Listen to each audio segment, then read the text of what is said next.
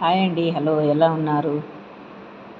నేను Bismillah world channel మీకు ఈరోజు కొత్తగా అల్లం అండ్ పుదీనా స్పెషల్ చాయ్ తయారు చేయే విధానం చూపెడతానండి. ముందుగా స్టవ్ వెలిగించి కొన్ని నీళ్ళు, ఒక హాఫ్ లీటర్ నీళ్ళు ఒక బౌల్లో వేసి మరిగించండి. ఇలా మరిగిన తర్వాత ముందుగా సిద్ధం చేసుకున్న ఒక 15 అల్లం ముక్కలు కొంచెం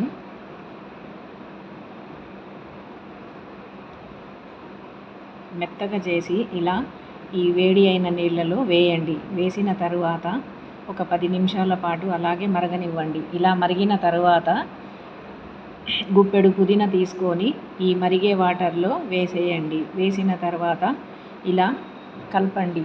ఇలా కలిపిన తర్వాత పుదీనా అండ్ అల్లం బాగా మరగనివ్వండి. ఈ రెండు కలిపి బాగా మరిగిన తర్వాత ఇలా కలర్ చేంజ్ అవుతుందండి. ఇలా చేంజ్ అయిన తర్వాత ఇంకా ఇలానే ఒక అరగంట సేపు పాటు లో ఫ్లేమ్లో పెట్టి వాటర్ని ఇలానే వేడి చేయండి. ఈ టీ ఇలా మరిగిన తరువాత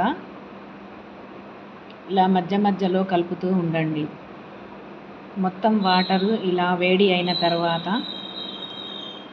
ఇట్లా లైట్ ఎల్లో కలర్లో వచ్చేస్తుందండి. ఇలా లైట్ ఎల్లో కలర్లో వచ్చేసిన తర్వాత స్టవ్ ఆఫ్ చేసేయండి. మీకు కావాలంటే ఇందులో 2 లవంగాలు కూడా వేసుకోండి, కొంచెం దాల్చిన చెక్క కూడా వేసుకోండి. నేనైతే వేయలేదు. స్టవ్ ఆఫ్ చేసిన తర్వాత 2 గ్లాసులు తీసుకొని ఈ నీళ్ళని ఒక జల్లెడ తీసుకొని ఇలా వడగట్టండి. ఇలా వడగట్టిన తర్వాత కొంచెం నిమ్మకాయ రసం కలపండి. ఇష్టమైన వాళ్ళు నిమ్మకాయ రసం వేసుకోండి, వద్దనుకుంటే కొంచెం హనీ కలిపి తాగండి. నేనైతే నిమ్మకాయ రసం కలిపానండి. కొంచెం నిమ్మకాయ రసం ఇలా వేసి కలపండి. కలిపిన తరువాత లయన్ హనీ తీసుకొని కొంచెం వేయండి. పంచదార అయితే వాడవద్దండి. పంచదార వేస్తే ఈ టీ టేస్ట్గా ఉండదండి. అందుకని నేను హనీ కలుపుకుంటున్నానండి. ఇలా హనీ వేసిన తరువాత మంచిగా కలపండి. ఇలా కలిపిన తర్వాత కొంచెం వేడిగా ఉన్నప్పుడే ఈ టీ తాగితేనండి చాలా టేస్ట్గా ఉంటుందండి. తప్పకుండా ట్రై చేయండి. నచ్చితే లైక్ చేయండి, షేర్ చేయండి. మా చిన్న యూట్యూబర్లను మాత్రం మీరు గుర్తుంచుకోండి. మీ ఒక్క లైక్ వల్ల